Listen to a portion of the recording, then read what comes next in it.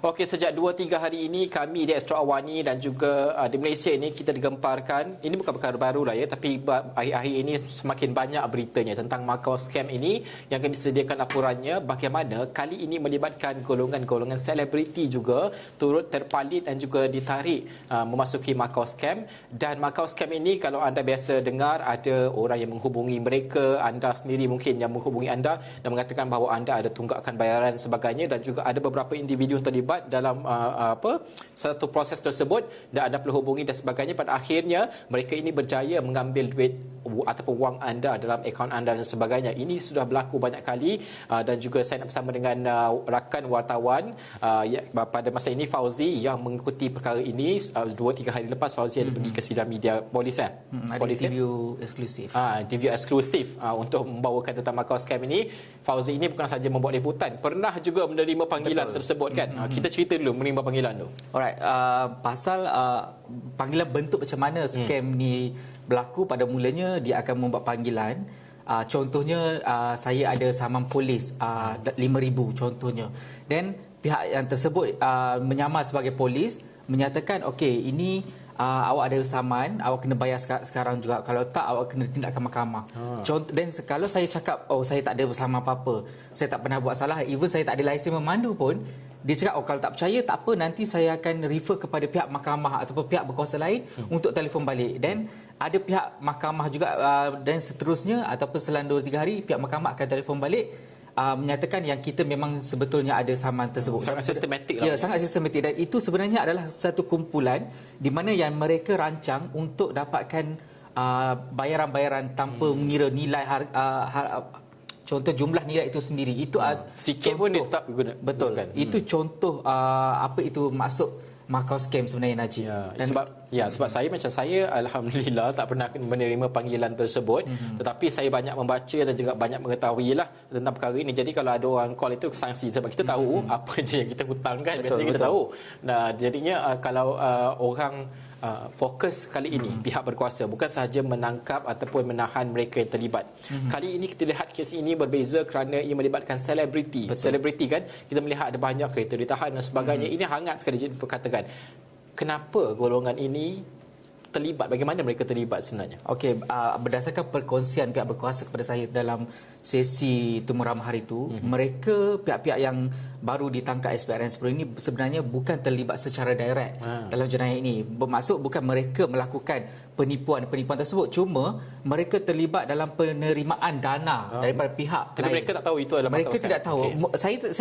Saya tak tahu bagaimana nak bagi tahu yang mereka tahu ataupun mereka tidak tahu. Sedangkan secara logiknya untuk kita menerima sebarang bentuk bantuan ataupun sumbangan, kita perlu pada saya kita perlu berasa sanksi ataupun curiga. Adakah wang itu betul-betul wang yang bagus atau baik?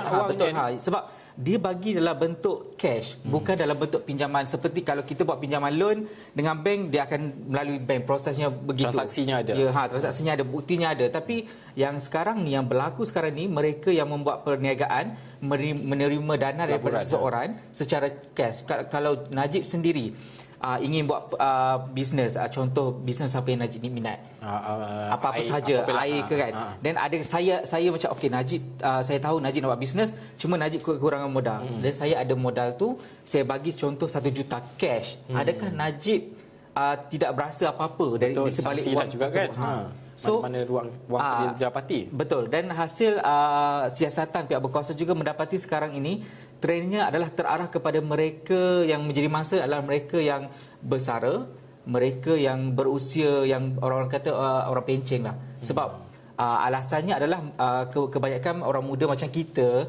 dah tahu apa itu jenayah scam, apa itu masuk-masuk ni, dan apa itu scammer semua tu. Tapi mereka yang golongan-golongan pencen ni mudah panik dan mudah percaya perkara tersebut. Maybe apa yang keterbukaan terhadap teknologi itu sendiri yang menjadi punca kenapa berlakunya jenayah scammer ni.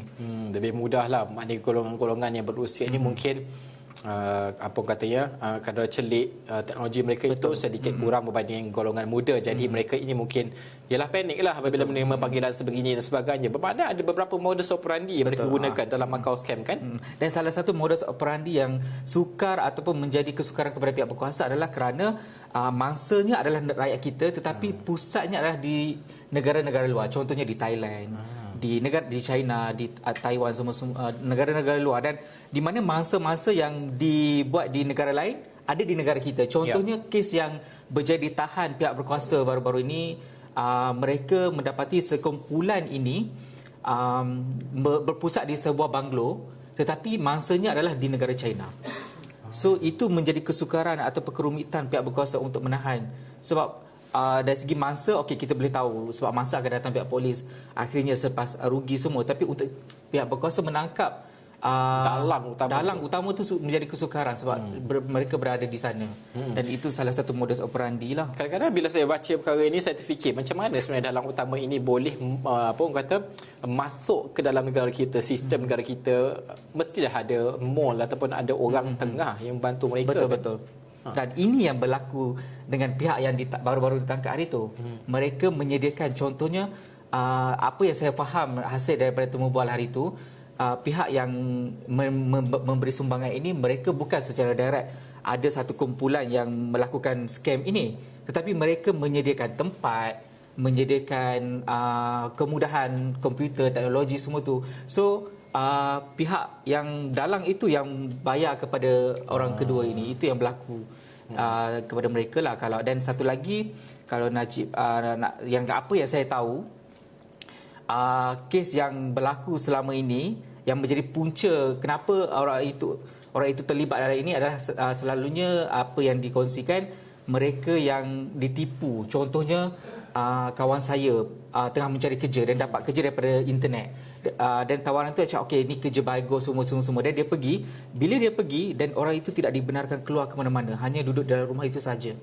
Itu yang berlaku rakyat kita yang kena ditahan di Kemboja baru-baru ini. Sebelum ni pada saya ingat 2 tahun lepas, itu kumpulan yang rakyat Sarawak tu yang di Kemboja tu adalah mereka yang terlibat digunakan untuk betul. Itu yang berlaku sebab dan dekat Malaysia kebanyakan yang melakukan jenayah ini adalah warga asing. So mereka ditipu, mungkin mereka datang ke Malaysia ditawar untuk bekerja, tetapi tanpa bagi tahu apa itu kerja sebenar. Dan selepas itu mereka bila dah ada dalam kawasan tu, mereka tidak dibenarkan keluar, dirampas telefon, kiranya pasport mereka dan sebagainya. Betul. So mereka terperangkap di situ. Ini yang berlaku di tangkapan di Cyberjaya sebelum ni kita dengar dan sebagainya kan. Untuk membuat laporan tentang Macau scam ni bukan perkara mudah. Betul. Ini perlu banyak bacaan. Sebab saya bila baca Macau scam, kita tahu the whole idea Macau scam ini begini modus operandinya. Tapi sebenarnya tak, ada lebih banyak lagi modus operandinya. Fauzi sendiri macam mana untuk memahami modus operandi Macau scam itu dan menterjemahkannya ke dalam bentuk laporan yang mudah untuk orang ramai faham? Fauzi sendiri. Pada saya untuk dalam bentuk laporan yang saya lakukan hari itu adalah kita menjelaskan dulu apa itu jenayah Macau scam, supaya ramai lagi rakyat di luar sana yang kurang memahami apa itu Macau scam, kenapa Macau scam sebenarnya. Dan selepas itu baru kita akan jelaskan cara bagaimana dia nak cuba nak mengambil duit kita. Contoh dengan pelbagai saluran semua ni. Dan apa yang boleh saya bagi tahu di sini untuk nasihat kepada orang ramai supaya tidak terjebak kepada ataupun tidak menjadi mangsa kepada jenayah ini adalah sentiasa rujuk kepada pihak berkuasa. Itu contohnya kalau macam seseorang itu mendapat panggilan yang mereka sendiri ragui. Contohnya panggilan yang tidak masuk akal, katanya saya ada dakwaan kes dekat mahkamah, sedangkan kita tahu kita tak ada jenayah, kita tahu kita tak ada saman polis, kita tahu semua tu. Seboleh-bolehnya kita merujuk kepada pihak berkuasa yang secara direct. Sebab memang kalau kita nak melalui telefon, dia menimbul keraguan sebab teknologi yang kumpulan Macau scam gunakan ini, mereka menggunakan nombor telefon di mana-mana balai polis dekat negara kita. Contohnya rumah saya dekat Ceras Mesuri. So diorang akan guna panggilan melalui internet dengan menggunakan nombor telefon daripada balai polis berdekatan rumah saya. Itu yang menjadi keraguan mangsa sebenarnya sebab bila menggunakan nombor yang sama, nampak meyakinkan. dia lebih meyakinkan, betul, dia lebih meyakinkan. Itu menjadi ketakutan. Tapi anda di luar sana, kita juga perlu faham setiap urusan rasmi itu ada prosesnya. Bermakna kalau anda kena saman, ada prosesnya. Betul. Bukan hanya call, pihak berkuasa call beritahu guna telefon saja. Ada kes mahkamah, bank negara juga tidak akan telefon kalau ada kes dan sebagainya. Betul. Mereka ada proses black and white, orang katakan. Yang ini yang orang ramai perlu faham. Tadi sangat menarik, mana golongan tua, golongan yang berusia ini yang dijadikan sasaran pada masa ini. Kalau anak-anak di luar sana mendengar, mereka ini menjadi harapan untuk mereka berpesan kepada kedua ibu bapa mereka, pakcik-makcik mereka untuk segera berhati-hati kan apa yang mereka boleh lakukan. Betul.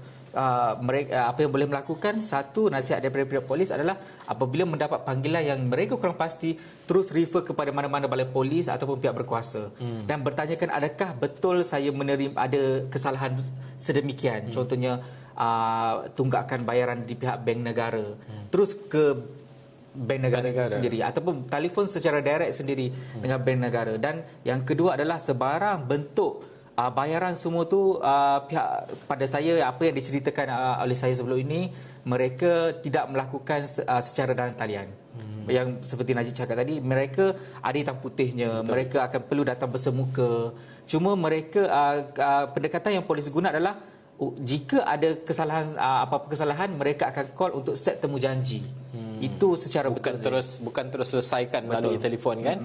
Jadi anda luar sana kalau ada yang call, yang hubungi nak selesaikan masa tu juga guna telefon, ada kemungkinan itu adalah itu adalah palsu. Jadi anda boleh tahu daripada beberapa tips-tips ini untuk mengelakkan daripada yang penting sebenarnya yang pertama sekali jangan panik kan bila dengar macam ni, sebab kita sepatutnya kita sudah tahu kita ada apa komitmen kita ada hutang apa, kita ada langgar peraturan apa, sepatutnya kita memang tahulah kan kehidupan kita ni. Jadi kalau tidak ada, tak perlu panik.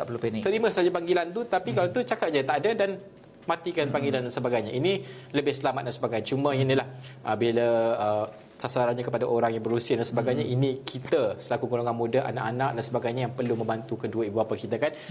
Kesemua ini sudah kita rangkumkan dan hari ini juga kita ada buat laporan kan tentang Makau Scam juga. Okey, semua ini akan ada dan juga dimuatkan di laman web kami astroawani.com. Anda boleh faham semua orang kata apa flow lah ya tentang Makau Scam ini.